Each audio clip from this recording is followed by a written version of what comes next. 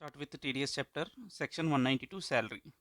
ఎప్పుడైతే ఒక ఎంప్లాయీకి salary pay చేస్తాడో ఆ శాలరీ మీద మనోడు ఏం చేయాలి? ఎంప్లాయర్ టీడీఎస్ డిడక్ట్ చేసి మిగిలిన అమౌంట్ ఇవ్వాలి. సో ఇప్పుడు నా క్వశ్చన్ ఏంటంటే, ఇదే ఇది ఈవెన్ ఒక ఎంప్లాయర్ ఒక నాన్ రెసిడెంట్కి పే చేస్తున్న శాలరీ నాన్ రెసిడెంట్ మీద కూడా టీడీఎస్ డిడక్ట్ చేయాలా అంటే చెయ్యాలి. ఇది బెటర్గా అర్థం కావడానికి మనం నాన్ రెసిడెంట్ ట్యాక్సేషన్ చాప్టర్కి కొంచెం లింక్ చేసుకుందాం. ఓకే ఓకే ఒకసారి చూడు. మనకి రెసిడెన్షియల్ స్టేటస్ ఏం చెప్తుందంటే రెసిడెంట్ నాట్ ఆర్డినరీ రెసిడెంట్లో మళ్ళీ ఏం చెప్తాం? Resident but not ordinary resident, లేదంటే నాన్ రెసిడెంట్. ఒకసారి చూడు ఇక్కడ క్లియర్గా రెసిడెన్షియల్ స్టేటస్లో మనం చూసినట్లయితే రెసిడెంట్ అన్న అంటాం, నాన్ రెసిడెంట్ అన్న అంటాం. రెసిడెంట్ అయి ఉంటే మళ్ళీ ఏమవుతాడు? వాడు కొన్ని కండిషన్స్ ఫుల్ఫిల్ చేస్తే రెసిడెంట్ అండ్ ఆర్డినరీ రెసిడెంట్ అంటాం. అవి ఫుల్ఫిల్ చేయకపోతే ఏమంటాం? Resident but not ordinary resident అంటాం. ఓకే, రెసిడెంట్ అని ఎప్పుడు అంటాం అంటే ప్రీవియస్ ఇయర్లో మోర్ దాన్ 182 డేస్ కన్నా ఎక్కువ ఉంటే వన్ రెసిడెంట్ అంటాం. బేసిక్ కండిషన్స్ రెండు ఉంటాయి కదా. సారీ, 1 సెకండ్ ఆగు. రెసిడెన్షియల్ స్టేటస్ని చెప్పాలి అంటే resident or non resident. Resident అవ్వాలంటే 2 బేసిక్ కండిషన్స్ ఉంటాయి. ఒకటి ఏంటి? మోర్ దాన్ 182 డేస్ ఉండాలి. ఇంకొకటి ప్రీవియస్ ఇయర్లో 60 డేస్ ఉండి లాస్ట్ 4 ప్రిసీడింగ్ ప్రీవియస్ ఇయర్స్లో 365 డేస్ ఉంటే వాడు రెసిడెంట్. ఓకే, వీడు రెసిడెంట్ అని ప్రూవ్ చేసిన తర్వాత మళ్ళీ వాడిని ఎడిషనల్ కండిషన్స్ కొన్ని చెక్ చేస్తాం. 2 అవుట్ ఆఫ్ 10 ఇయర్స్లో వాడు ఉంటే వాడు resident, and 2 out of 10 years and అది అయి ఉండి అండ్ 730 అవుట్ ఆఫ్ 7 ఇయర్స్ ఈ రెండు ఫుల్ఫిల్ చేస్తే వాడిని ఏమంటాం? రెసిడెంట్ అండ్ ఆర్డినరీ రెసిడెంట్ అంటాం. ఒకవేళ అలా కాదు అనుకుంటే వాడిని ఏమంటాం? అది ఫుల్ఫిల్ చేయకపోతే second condition resident and not ordinary resident అంటాం. ఓకే, అసలు బేసిక్ కండిషనే ఇది either 182 days or 60 days fulfil అవ్వకపోతే వాడిని ఏమంటాం చెప్పాం? Non resident. ఓకే, అది మనకి రెసిడెన్షియల్ స్టేటస్ ఉంటుంది. ఇక్కడ ఫోకస్ చేయాల్సింది అది కాదు. What I'm trying to focus is scope of total income అని చెప్పి ఒక సెక్షన్ ఉంటుంది, సెక్షన్ 5. ఇందులో ఏం చెప్తాడంటే ఒక వ్యక్తి ఏదైనా సరే ఇండియన్ ఇన్కమ్ ఉండుంటే ప్రతి ఒక్కడు ట్యాక్స్ కట్టాల్సిందే దాని మీద అంటాం. ఓకే, ఎవరు? Resident, ordinary resident, not ordinary resident కూడా కట్టవలసిందే. ఫారిన్ ఇన్కమ్ మీద ఎవరిని అడుగుతాం మనం ట్యాక్స్ కట్టమని? Only resident and ordinary resident మాత్రమే పట్టుకుంటాం.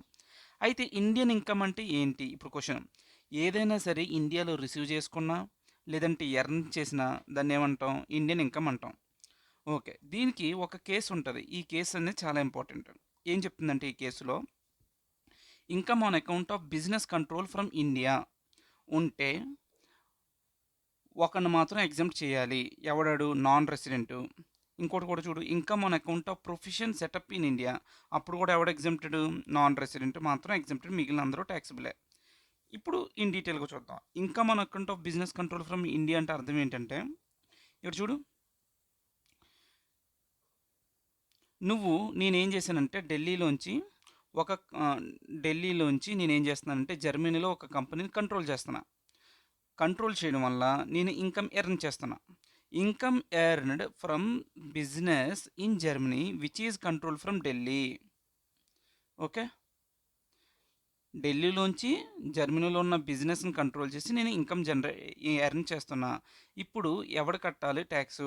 ఒక నాన్ రెసిడెంట్ మీద నువ్వు ట్యాక్స్ కట్టే హక్కు నీకు ఉందా అంటే లేదు. ఈ కేసులో మనకి లేదు. Income on account of business control from India నుంచి కంట్రోల్ చేసినంత మాత్రాన ఒక నాన్ రెసిడెంట్ ట్యాక్స్ కట్టమనకూడదు.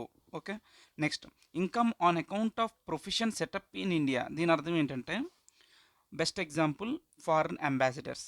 ఇప్పుడు మనకి ఫారిన్ కంట్రీలో ఒక అంబాసిడర్ ఇండియాలో వర్క్ చేస్తాడు, బట్ వాడికి శాలరీ పే చేసేది ఏంటి? వాడు గవర్నమెంట్ పే చేస్తుంది, రైట్? సో వాడు కడతాడు.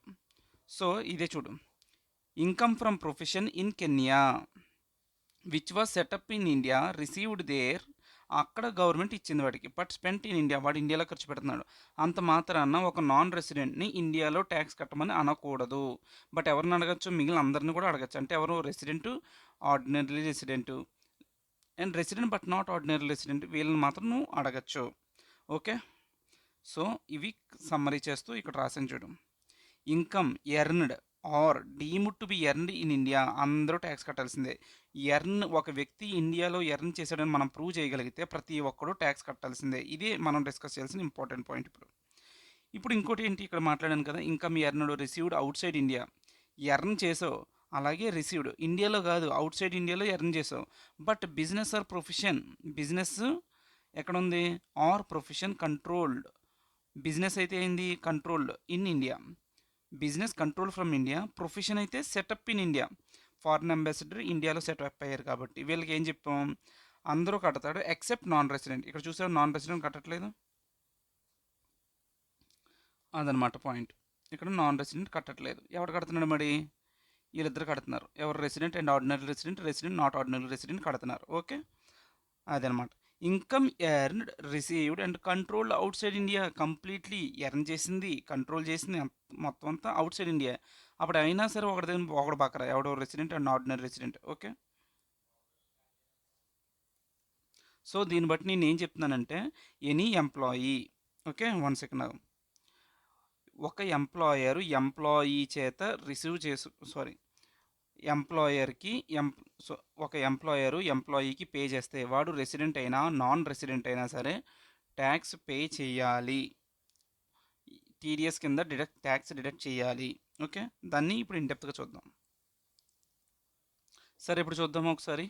సెక్షన్ 192 శాలరీ ఏం చెప్తుంది? పేయర్ ఎవడు? ఎంప్లాయర్. పేయి ఎంప్లాయీ. ఎవడైనా ఉండొచ్చు, వాడు రెసిడెంట్ అవ్వచ్చు, వాడు నాన్ రెసిడెంట్ అన్నా అవ్వచ్చు. వాడు ఎంత రేటు కట్టాలి? స్లాబ్ రేట్స్ అంటే అర్థం ఏంటి? సో ప్రతి ఒక్కడికి వాడి ఏజ్ని బట్టి మనం ఏం చేసాం? లిమిట్స్ ఉన్నాయి మనకి. బేసిక్ ఎగ్జామ్షన్ లిమిట్ నార్మల్ వాళ్ళకైతే బిలో 60 ఇయర్స్ అయితే 2,50,000, అబోవ్ 60 ఇయర్స్ అయితే above or equal to 3 lakhs, more than or equal to 80 years అయితే 5 lakhs. ఇవన్నీ బేసిక్ ఎగ్జామ్షన్ లిమిట్. అవి దాటిన తర్వాత వాళ్ళకి ఏం చెప్తాం? 5%, 20%, 30% రెస్పెక్టివ్గా మాట్లాడతాం. సో ఆ రేట్స్లో మన నార్మల్గా ఒక వ్యక్తికి ట్యాక్స్ ఎంత కట్టాలో క్యాలిక్యులేట్ చేసి దాని మీద టీడీఎస్ కట్టమని చెప్తాడు. ఒకసారి నీకు ఎగ్జామ్షన్ ఎప్పుడట? If total income of employee is up to basic exemption limit. ఈ ఒక వ్యక్తి యొక్క శాలరీ బేసిక్ ఎగ్జామ్షన్ లిమిట్ దాటకపోతే వాడి దగ్గర ట్యాక్స్ డిడక్ట్ చేయాల్సిన అవసరం లేదని చెప్తుంది. ఓకే, ఒక వ్యక్తికి టీడీఎస్ ఎలా డిడక్ట్ చేస్తాం అంటే, ఫర్ ఎగ్జాంపుల్ ఎవ్రీ మంత్ మనకు ఒక 10,000 శాలరీ అనుకో. ఓకే, 10,000 శాలరీ, 10,000 ఇంటూ 12 మంత్స్ ఎంత? వద్దు, 20,000 పెట్టుకోవచ్చు, లేదు 30,000 పెడదాం. Okay, so 30,000 into 12 gives me 3,60,000, right? వాడికి ఏం చేస్తాం అంటే స్టాండర్డ్ డిడక్షన్, శాలరీల కింద మనకి ఏంటి స్టాండర్డ్ డిడక్షన్? 50,000 కదా. 50,000 స్టాండర్డ్ డిడక్షన్ తీసేయచ్చు. తీసేస్తే ఎంత వచ్చింది? 3,10,000. సో దీని మీద వాడికి ఏమైనా అదర్ హెడ్స్లో లాసెస్ ఉన్నాయనుకో, ఇదేంటి? శాలరీ హెడ్ మనం చేసేది శాలరీ. శాలరీ కాకుండా అదర్ హెడ్స్లో లాసెస్ మనం అడ్జస్ట్ చేయొచ్చు అంటే చెయ్యకూడదు. మన ఏ హెడ్ లాసెస్ అడ్జస్ట్ చేయొచ్చు అంటే హౌస్ ప్రాపర్టీ మీద ఏమైనా లాస్ వచ్చిందనుకో, ఆ లాస్ని అయితే నువ్వు అడ్జస్ట్ చేయొచ్చు. ఫర్ ఎగ్జాంపుల్ 1 lakh లాస్ నాకు. ఓకే, ఈ లాస్ని అడ్జస్ట్ చేసేగా నాకు ఎంత ఉంది ఇంకా శాలరీ? 2,10,000. దీని మీద ఇది బేసిక్ ఎగ్జామ్షన్ దాటిందనుకో, బేసిక్ ఎగ్జామ్షన్ లిమిట్ దాటలేదు కాబట్టి దెర్ ఈజ్ నో ట్యాక్స్. ఒకవేళ దాటి ఇది ఎంత ఉంది? ఒక 5 lakhs ఉందనుకో, ఒకవేళ దాటి ఎంత ఉంది? 5 lakhs ఉంటే అప్పుడు ఏం చేస్తాం మనం? స్లాబ్ రేట్స్ ఫస్ట్ 2.5కి నీళ్ళు, ఆ నెక్స్ట్ 2.5కి ఎంత? 5% అలా క్యాలిక్యులేట్ చేసి దానికి ఎంతో ట్యాక్స్ కట్టాల్సింది. ఫర్ ఎగ్జాంపుల్ ఓ 10,000 వచ్చిందనుకో, దాని మీద హెల్త్ అండ్ ఎడ్యుకేషన్ సెస్ కలుపుతాయి. ఎంత? 4% కలుపు. 4% కలిపితే ఎంత వచ్చిందనుకో? 14,000 వచ్చిందనుకో. ఓకే, ఈ 14,000ని టీడీఎస్ డిడక్ట్ చేయాలి. ఇదెంత? ఇయర్ మొత్తానికి కదా. అంటే ఎవ్రీ మంత్ ఎంత డిడక్ట్ చేయాలి? 14,000 డివైడెడ్ బై 12. అంటే 14,000 డివైడ్ బై 12 టీడీఎస్ ఎంత కట్ అవ్వాలి నీకు? ఎవ్రీ మంత్ 1,166 ఎంతో కట్ అవ్వాలి టీడీఎస్. అది లాజిక్. ఓకే, శాలరీ ఇప్పుడు ఈ విధంగా టీడీఎస్ అనేది అప్లికబుల్ అవుతుంది. ఒక క్వశ్చన్ చూద్దాం ఇప్పుడు. Let's go and solve. క్వశ్చన్కి వెళ్ళకముందు కొంచెం థియరీ ఇది కంప్లీట్ చేసేద్దాం. మనం ఈ లైన్ అంతా కంప్లీట్ చేస్తాం కదా. Next slab rate means total tax of the employee reduced by TDS already deducted under the other sections. అదేం లేదు. సో అది if employee does not want to opt default tax regime 115 BAC he has to intimate to the employer. ఒక క్వశ్చన్లో ఏమంటాడంటే, నీ employee, నేను ఎవరిని? ఎంప్లాయర్ని. నా ఎంప్లాయీ నాకు చెప్పలేదు నాకు 115 BAC వద్దని. What is 115 BAC? New tax రెజిమ్నే 115 BAC. న్యూ ట్యాక్స్ రెజిమ్లో డిడక్షన్స్ ఏమి ఉండవు కాబట్టి వాడు ఆప్ట్ చేసుకోవాలి. నాకు బై డిఫాల్ట్ ఏం చేస్తుంది కంపెనీ? న్యూ ట్యాక్స్ అప్లై చేస్తుంది. నీకు వద్దు అనుకుంటే నువ్వు ఓల్డ్ ట్యాక్స్ యాక్సెప్ట్ చేస్తున్నట్టు నువ్వు ఇంటిమేషన్ చేయాలి ఎంప్లాయర్కి. ఓకే, అలా ఇంటిమేట్ చేయకపోతే కంపెనీ ఏది ఏది చేస్తుందంటే న్యూ ట్యాక్స్ని మాత్రమే చేస్తుంది. Okay. Employer shall consider the following if provided by employee other income and deductions of the employee house property loss ignore other losses. ఏ లాసెస్ మాత్రం కన్సిడర్ చేయని చెప్పాను? హౌస్ ప్రాపర్టీ లాస్ ఒక్కదాన్నే కన్సిడర్ చేయాలి, ఇంకే లాస్ని కన్సిడర్ చేయొద్దు. వాడిచ్చిన అదర్ ఇన్కమ్స్ లేదంటే వేరే డిడక్షన్స్, వాడిచ్చిన ప్రతిదానికి కూడా డిడక్షన్స్ ఏమైనా క్లెయిమ్ చేసుకుంటే ఆ డిడక్షన్స్కి వాడు ఏం చేయాలి? సపోర్టింగ్స్ ప్రొవైడ్ చేయాలి. Employer shall obtain evidence or proof of following claims made by employee if proof not provided then ignore all. ఇప్పుడు ఏంటంటే శాలరీ నీకు ఎంత వస్తుంది? ఫర్ ఎగ్జాంపుల్ ఇక్కడ 30,000 అన్నావా, 30,000 మీద నువ్వు శాలరీలో యాడ్ చేసి నువ్వు ట్యాక్స్ కట్టేస్తావు నార్మల్గా. అయితే నీ ఎంప్లాయీ కనుక నీ దగ్గరికి వచ్చి, సార్ నాకు హౌస్ రెంటల్ అలవెన్స్, నాకు హౌస్ రెంట్ నేను బయట ఉంటున్నా, నాకు హౌస్ రెంట్ ఎంత, నాకు నా పే స్లిప్లో హౌస్ రెంటల్ అలవెన్స్ ఎంత ఉంది కాబట్టి నాకు డిడక్షన్ ఇవ్వండి అని అడిగాడు అనుకో, leave travel concession, house property interest, chapter 6 deductions ఏమైనా ప్రొవైడ్ చేస్తే మనకి ఆ వాటి యొక్క ఎవిడెన్స్ బట్టి డిడక్షన్స్ అనేవి అలౌ చేయాలి. ఓకే. ఒకవేళ హౌస్ రెంటల్ అలవెన్స్ కనుక నువ్వు కట్టే రెంట్ మోర్ దెన్ 1,00,000 ఉంటే నువ్వేం కావాలి? నీ ఓనర్ యొక్క నేము, వాడి అడ్రస్, వాడి పాన్ నంబరు అన్నీ నాకు సబ్మిట్ చేయాలి. ఎవడికి? ఎంప్లాయర్కి సబ్మిట్ చేయాలి నువ్వు. సో ఇక్కడ మనం మాట్లాడేది ఏంటంటే, unless until you have the documentary evidence you should not give any deduction. Okay. In case of arrears of salary, ఒకవేళ నీకు శాలరీ ఇవ్వట్లేదు, ఒకేసారి పే చేసాడు అనుకో లేటర్, అప్పుడు ఏం చేస్తానంటే, ఇప్పుడు నాకు 10 నెలల శాలరీ ఇవ్వలేదు నాకు నా ఎంప్లాయరు, నాకు 10 నెలల శాలరీ ఇవ్వలేదు.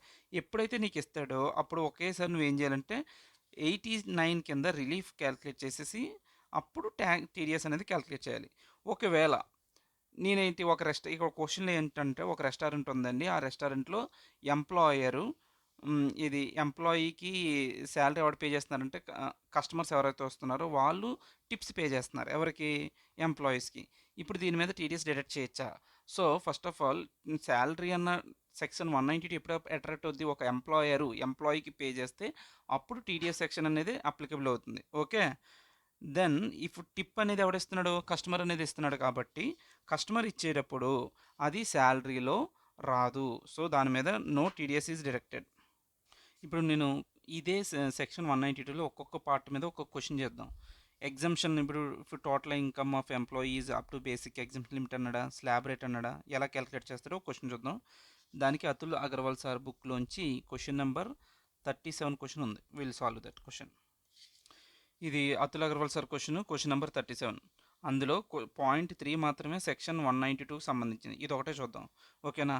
ఒక రాజు అనే వ్యక్తి ఏజ్ ఎంత? 35 ఇయర్స్. అంటే వీడి బేసిక్ ఎగ్జామ్షన్ లిమిట్ ఎంత? 2.5 lakhs is the basic exemption limit. Okay. ఆయన శాలరీ పెర్ మంత్ 85,000 అంట. ఆయనకు ఒక ఇల్లు ఉందంట, అది self occupied. Okay, very good, సొంత ఇల్లు. ఆయనకి ఇంట్రెస్ట్ ఎంత పే చేస్తున్నాడట? 1,95,000 on loan during the year. Okay. The loan was taken for the construction of a house. He has notified his employer that there will be a loss of 1,95,000 in respect of his house property. House property మీద loss ఎంత ఉందంట? 1,95,000 loss ఉందంట. Raj declared that he has exercise the option to shift out of default regime of section 115 BAC. నాకు old regime వద్దు అని చెప్పి he's opting out. నీకు new regime వద్దు కాబట్టి నీకు ఎలా చేస్తాను? ఓల్డ్ రెజీమ్లో చేస్తాను. అంటే you can claim deductions. Okay. నీ నెల శాలరీ ఎంత? నెలకి 85,000. సో 12 10,20,000. అందులో స్టాండర్డ్ డిడక్షన్ తీసాడు. తీసేయగా ఎంత వచ్చింది? ఎంత? దాంట్లోంచి house property loss already declare చేసింది 1,95,000 తీసాను. ఎంత వచ్చింది? ఎంత వచ్చింది? సో వీడికి స్టాండర్డ్ డిడక్షన్స్ ఏమైనా ఉన్నాయంటే ఏవీ లేవు. ఓకే. ఆ స్టాండర్డ్ డిడక్షన్స్ కాదు, ఇంకా ఎక్స్ట్రా డిడక్షన్స్ ఏమి లేవు కాబట్టి ఓకే, లీవ్ ఇట్. ఇప్పుడు టోటల్ ఇన్కమ్ ఎంత? 7,75,000. ఈ 7,75,000 మీద ఇంట్రెస్ట్ ఎలా క్యాలిక్యులేట్ చేస్తావు? ఫస్ట్ 2.5 lakhsకి నీళ్ళు, నెక్స్ట్ 2.5 lakhsకి 5%, నెక్స్ట్ ఇంకెంత ఉంటుంది? 75K. 75Kకి 20%. ఇవంతా చేస్తే ఎంత వచ్చింది? నీ శాలరీ శాలరీ కదా, ట్యాక్స్ పేయబుల్ 67,500 వచ్చింది. ఓకే. దీని మీద health and education cess 4% add అయితే ఎంత కట్టాలి నువ్వు? 70,200. సో నీకు tax to be deducted by your employer ఈ 70,200. ఎలా డిడక్ట్ చేస్తాడు? ఎవ్రీ మంత్ డివైడ్ బై 12 చేసి ఎవ్రీ మంత్ టీడీఎస్ డిడక్ట్ చేసుకుంటూ వస్తాడు. అదనమాట ఫస్ట్ దానికి క్వశ్చన్. సో నెక్స్ట్ నా పాయింట్ ఏంటంటే టార్గెట్ ఒక ఎంప్లాయీకి పే చేస్తే శాలరీ దాని మీద టీడీఎస్ డిడక్ట్ చేయాలని చెప్పా. ఆ ఎంప్లాయీ ఎవడై ఉండొచ్చు, రెసిడెంట్ అయి ఉండొచ్చు, నాన్ రెసిడెంట్ అయి ఉండొచ్చు. సో ఈ రెసిడెంట్ నాన్ రెసిడెంట్ అన్న కాన్సెప్ట్ని హ్యాండిల్ చేస్తూ క్వశ్చన్ నెంబర్ 30. అందులో థర్డ్ పాయింట్ మాత్రమే 192 సెక్షన్ సంబంధించింది. Will go and see that. ఇది అతుల్ అగర్వాల్ సార్ నోట్స్లోంచి క్వశ్చన్ బ్యాంక్ నుంచి ఉన్న క్వశ్చన్. Okay, let's go. ఇప్పుడు నార్మల్గా మనం ఏం చదువుకున్నాం ఇందాక, ఎవడైనా సరే ఒక ఫారినరు ఇండియాలో ఒక బిజినెస్ ఇండియాలో కాదు, ఇండియాలోంచి కంట్రోల్ చేస్తూ ఆ బిజినెస్ అవుట్ సైడ్ ఇండియాలో ఉంటే దాని మీద ఒక నాన్ రెసిడెంట్ దగ్గర ట్యాక్స్ వసూలు చేయకూడదు, ఫస్ట్ పాయింట్. ఇంకోటి ఏంటంటే, ఒక ఫారిన్ అంబాసిడర్ ఇండియాలో పనిచేస్తున్నంత మాత్రాన ఆడికి పే చేసేది ఎవడో ఫారిన్ కంట్రీ పే చేస్తుంది. So even then profession setup in India, income on account of profession setup in India paid by the outside country. So అటువంటి కేసులో కూడా ఒక నాన్ రెసిడెంట్ దగ్గర వసూలు చేయం. ఈ రెండు కేసెస్లో తప్ప మిగిలిన అన్ని మిగిలిన ఇన్కమ్ ఎర్నడ్ కానీ రిసీవ్డ్ ఇన్ ఇండియా ఉంటే మనం ఏమనుకున్నాం, ఒక నాన్ రెసిడెంట్ తప్ప మిగిలిన అందరి దగ్గర వసూలు చేయాలనుకున్నాం. సో ఇక్కడ నేను చెప్పే పాయింట్ జాగ్రత్తగా చూడు. ఏంటంటే, EL limited a foreign company pays outside India. ఒక ఫారిన్ కంట్రీ ఉందంట, అది ఎక్కడ ఉంది, అవుట్ సైడ్ ఇండియాలో ఉందంట. అక్కడ ఒక వ్యక్తికి పే చేస్తుందంట, ఒక అవుట్ సైడ్ ఇండియాలో పే చేస్తుంది. ఇండియాలో పే చేస్తుందా, కాదు. శాలరీ టు ఇట్స్ ఎంప్లాయీ, వాడు ఎంప్లాయీకి ఎవడాడు employee, Raghavan. A foreign national, ఈ ఎవరట, ఒక ఫారిన్, ఒక నాన్ రెసిడెంట్ అట. For services rendered in India. Okay, వీడేమంటుంది, ఒక ఫారిన్ కంపెనీ నాన్ రెసిడెంట్కి పే చేస్తుంది. ఎందుకు, వాడేదో ప్రొఫెషన్, ఆడేదో సర్వీసెస్ చేసినందుకు ఇస్తుంది. సో ఇప్పుడు నేను ఎలా అనుకుంటా అంటే, ఫస్ట్ నేను ఎలా అనుకున్నానంటే, నేను అనుకున్న ఈ సెకండ్ కేసులో లింక్ అయ్యి ఉంది కదా ఇది. ఓకే, ఇది income on account of profession or setup in India, ఈ పాయింట్కి లింక్ అయి ఉంది కాబట్టి దీని మీద ఒక నాన్ రెసిడెంట్ దగ్గర ట్యాక్స్ వసూలు చేయకూడదు అనుకున్నాను అని నా అండర్స్టాండింగ్లో వెళ్ళా. But what my understanding is wrong. Why? ఎందుకంటే నువ్వు అదే చూస్తున్నావు కానీ పక్కన ఏమన్నాడు, క్లియర్గా చెప్తున్నాడు, సర్వీసెస్ రెండెడ్ ఇన్ ఇండియా. మనకేం తెలుసు, income received in India or earned in India. అప్పుడు రిసీవ్ చేసుకున్న, ఎర్న్ చేసుకున్న ప్రతి every person should pay tax to the India. So అందుకనే ఒక ఎంప్లాయీ రిలేషన్షిప్ అని కాకుండా ఆడు శాలరీ రిసీవ్ చేసుకుంటున్నాడు కాబట్టి దాని మీద టీడీఎస్ కట్టాలి అని అంటాం. ఇక్కడ చూడు, income earned or deemed to be earned in India, earn చేసిన deemed to be earned in India అయితే అందరూ ట్యాక్స్ కట్టాల్సిందే. Ordinary resident not ordinary resident, even non resident should also required to pay tax. అదనమాట concept. Okay, so ఏం చెప్తున్నాడంటే వాడు section 195 ఏం చెప్తుందంట, ఏదైనా సరే ఒక నాన్ రెసిడెంట్కి పే చేసేటప్పుడు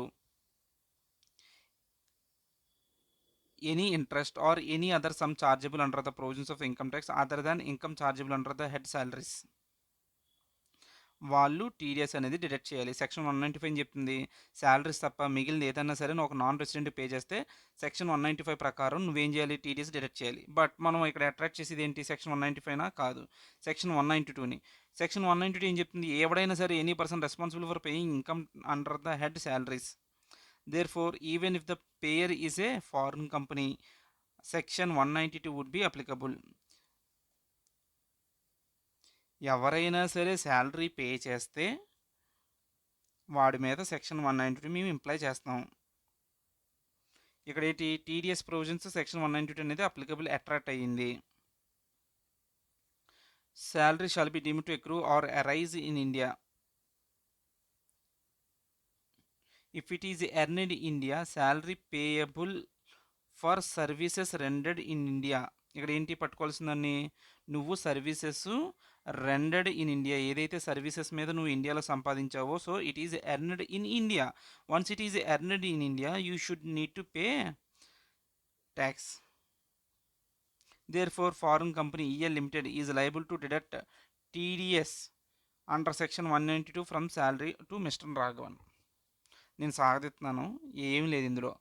ఎప్పుడైనా సరే ఈవెన్ ఒక నాన్ రెసిడెంట్ ఇండియాలో ఎర్న్ చేస్తే అది కంపెనీ ఫారిన్ కంపెనీ అయినా సరే వాడు కూడా టీడీఎస్ డిడక్ట్ చేయాల్సిందే.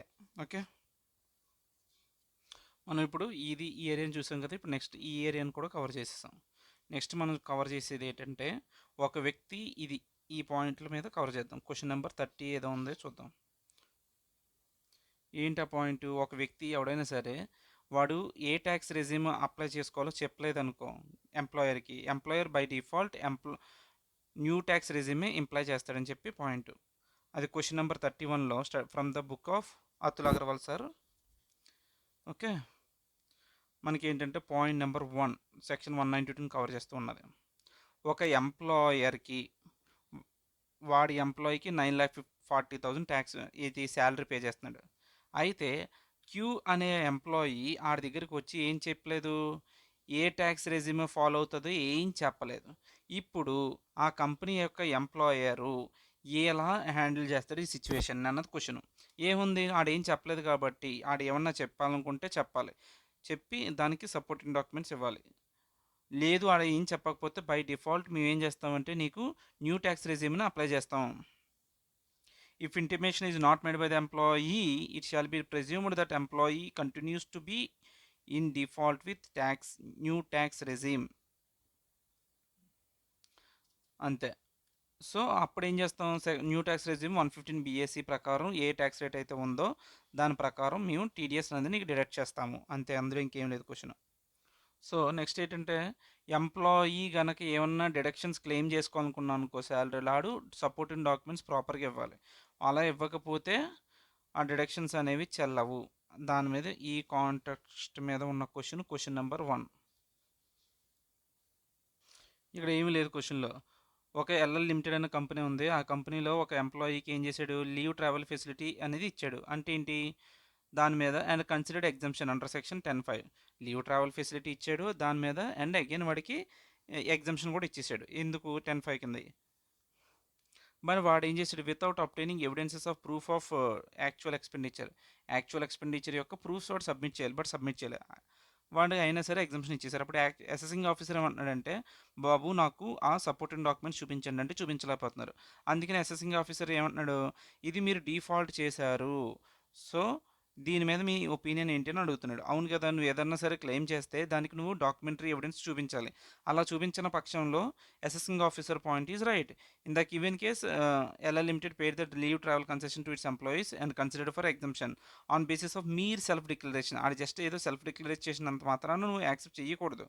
So thus the action of the assessing officer is correct in the law. So assessing officer ఏమంటున్నాడు, బాబా యు ఆర్ ఇన్ డిఫాల్ట్ చేసావు అన్నాడు, కాబట్టి ఆడ పాయింట్ కరెక్ట్. అంతే.